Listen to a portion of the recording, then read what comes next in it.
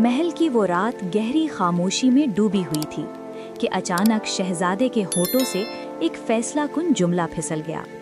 मैं आपके साए में नहीं जी सकता। 17 बरस के फराज ने सुनहरी कैद से भागने को तरजीह दी, बेखबर कि बाहर की दुनिया अपनी जंजीरें और अपने असबाक लेकर बैठी है।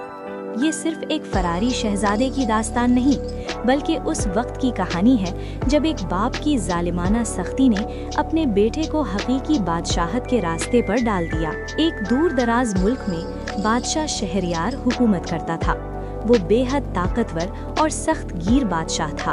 उसका एक बेटा था जिसका नाम फराज था। बादशाह अपने बेटे को नरमी और मोहब्बत दिखाना अपनी शान के खिलाफ समझता था। वो हमेशा फराज से कहता, तुम शहजादे हो, नाज नखरे करने वाले नहीं, सख्ती ही तुम्हें मजबूत बना सकती है। फराज की माँ मलिका नूर जहां एक नर्म दिल औरत थी, लेकिन बादशाह के डर से वो भी अपने बेटे से खुलकर मोहब्बत नहीं कर पाती थी। फराज की परवरिश ऐसे माहौल में हुई जहां ना उसे खेलने की इजाजत थी, ना दोस्त बनाने की, और ना ही अपनी मर्जी से कोई काम करने की। उसका हर लम्हा असबाक, तलवारबाजी और सियासत सीखने में गुजरता था। जब फराज 17 साल का हुआ तो उसके अंदर बगावत के जज्बात ने जन्म लेना शुरू किया। एक दिन बादशाह ने फराज को दरबार में तलब किया और कहा, कल से तुम्हारी शादी होगी। मैंने पड़ोसी रियासत की शहजादी से तुम्हारी मंगनी कर दी है। फराज ने पहली बार बाप के सामने आवाज उठाई, लेकिन अब्बा जान, मैं तो उस लड़की को जानता तक नहीं। बादशाह गुस्से से लाल पीला हो गया। तुम्हारी मर्जी की कोई अहमियत नहीं, ये रियासती मामला है। उसी रात फराज ने महल छोड़ने का फैसला किया। वो अपने वफादार घोड़े पर सवार हुआ और महल से फरार हो गया, ये सोचकर कि वो अपनी जिंदगी खुद जिएंगे। बाहर की दुनिया फराज के लिए बिल्कुल नहीं थी। उसने कभी रुपया इस्तेमाल नहीं किया था, ना ही कभी बाजार गया था। 3 दिन में ही उसके पैसे खत्म हो गए। भूखा प्यासा वो एक गांव पहुंचा, जहां एक बूढ़ा किसान अब्दुल उसे अपनी झोपड़ी में ले गया। अब्दुल ने फराज से पूछा, तुम कौन हो बेटा? फराज ने झूठ बोला, मैं एक गरीब आदमी हूँ, मेरे वालिद ने मुझे घर से निकाल दिया। अब्दुल ने उसे रहने की जगह दी और कहा, कल से मेरे साथ खेत में काम करो, तुम्हें खाना और ठिकाना मिल जाएगा। पहला दिन खेत में काम करते हुए फराज की पुश्त टूट गई, हाथों में छाले पड़ गए। वो सारा दिन पानी भरता रहा, गोड़ी करता रहा। शाम को जब वो थक कर गिरने लगा तो अब्दुल ने उसे खाना दिया और कहा, देखा बेटा, ये है असल जिंदगी। तुम्हारे हाथ की ये मीठी पसीने की बूंदें, ये तुम्हारी मेहनत की अलामत हैं। फराज को पहली बार एहसास हुआ कि उसका बाप शायद बिल्कुल गलत नहीं था। जिंदगी वाकई मुश्किल थी, लेकिन अब्दुल की बातों में वो मोहब्बत थी जो उसकी अपने बाप के पास नहीं थी। 1 साल गुजर गया। फराज ने खेत में काम करना सीख लिया था। वो अब्दुल को अपना हकीकी बाप समझने लगा था। एक दिन गांव पर डाकुओं ने हमला कर दिया। डाकू लूट मार कर रहे थे।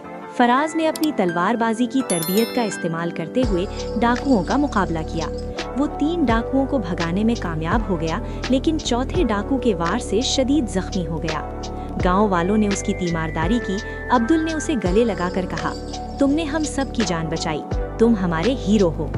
फराज को पहली बार एहसास हुआ कि ताकत का इस्तेमाल दूसरों की हिफाजत के लिए होना चाहिए, ना कि दबाने के लिए।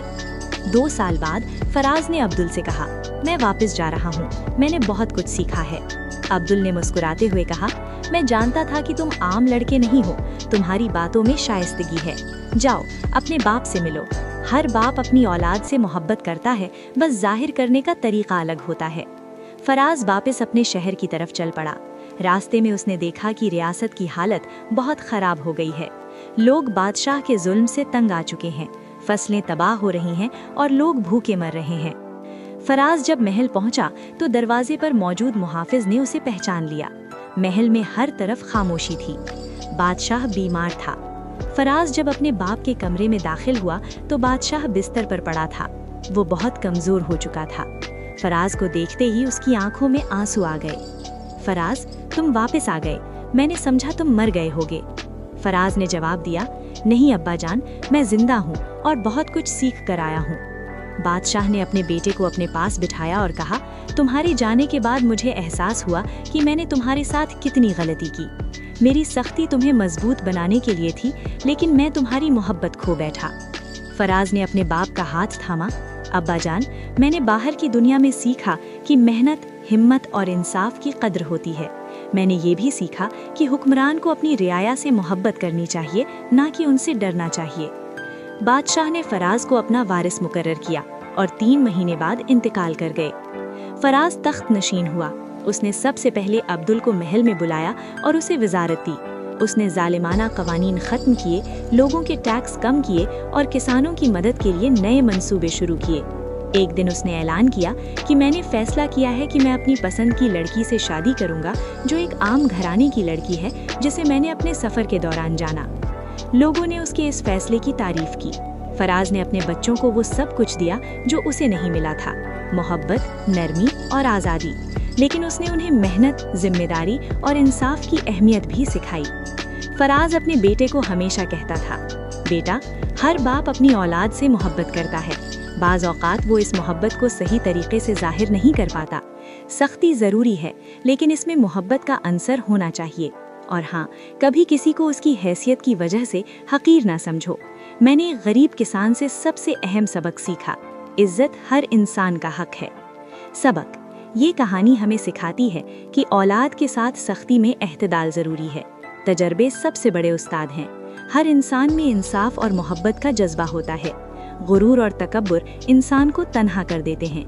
वालिदैन की नीयत हमेशा भलाई होती है, चाहे रास्ता गलत हो। फराज ने अपनी जिंदगी के तजर्बात से सीखकर एक मिसाली हुक्मरान साबित हुआ, जो न सिर्फ अपने खानदान बल्कि पूरी रियाया के लिए मोहब्बत और इंसाफ का पैकर बना रहा।